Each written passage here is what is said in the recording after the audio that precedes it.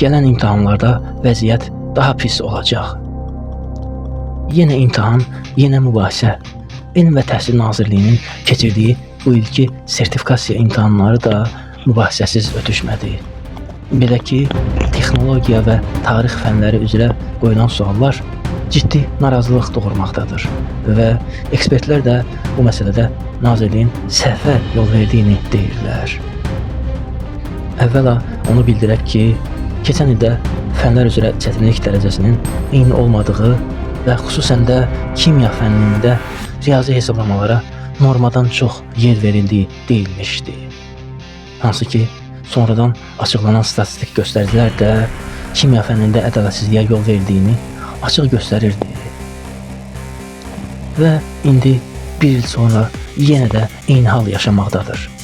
24 iyunda keçirilən tarix sertifikasiyası ilə bağlı müəllimlər imtahanın əzbərçilik əsaslı olduğunu deyirlər. Üstəlik də yanlış cavabların doğru kimi götürüldüyünü mütəxəssislər də təsdiqləyirlər.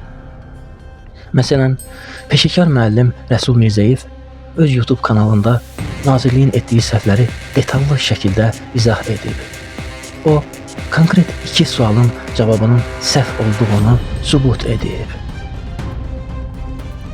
Digər tarix müəllimi Samir Bəşirli haqlı etirazla bağlı sona qədər gedəcəklərini deyir və onlarca müəllimlə birlikdə artıq bir çox rəsmi qurumlara müraciət edildiyini və görüşlərin keçirildiyini paylaşıb.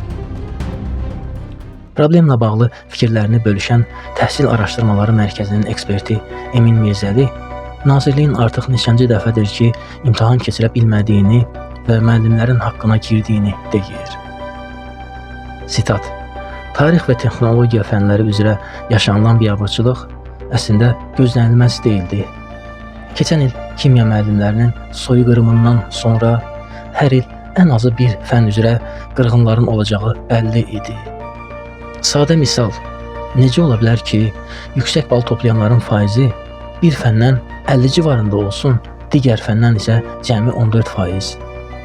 4 dəfəyə yaxın fərq onu göstərir ki, ədalətsizlik baş verib. Bəs ədalətsiz imtahanla bağlı hansısa düzəliş ola bilərmi? Sualına cavabda Emin bəy dedi ki, daha öncəki illərdə Nazirlik MİQ imtahanını etirazlardan sonra yenidən keçirməli olmuşdu. Lakin keçən il kimya müəllimlərinin mütəşəkkil bir mövqeyi olmadığı üçün Nazirlik problemin üstünü örtə bildi. Həmçinin hazırda da tarix müəllimləri güclü, vahid bir mövqe ortaya qoymayıblar. Odur ki, ədalətin bərpa olunacağını qətiyyən gözləmirəm. Gələn imtahanlarda vəziyyət daha pis olacaq. Ekspert sözlərini davam etdirib.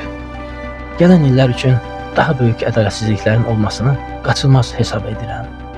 Xüsusən də sayları çox olan ibtidai sinif, hətta riyaziyyat müəllimlərinə də sıranın mütləq gələcəyini düşünürəm. O qədər əminəm ki, bu baş verməsə ekspertlikdən hətta istefa verərəm. Bəs məqsəd nədir sualına cavabda niyyətin digər dövlət qurumlarında olduğu kimi kütləvi ixtisar və büdcəyə qənaət olduğunu bildirib.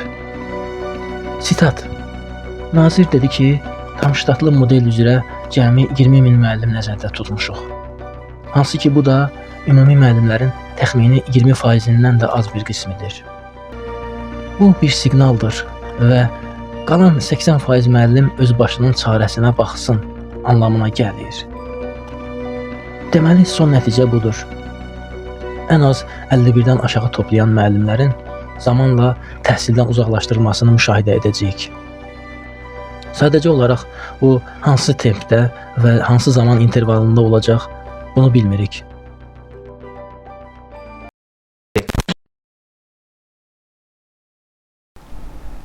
Məsləhətdir ki, Təhsil Araşdırmalar Mərkəzinin YouTube kanalına abunə olasınız. Beləliklə də siz hadisələrdən xəbər tutmuş olacaqsınız.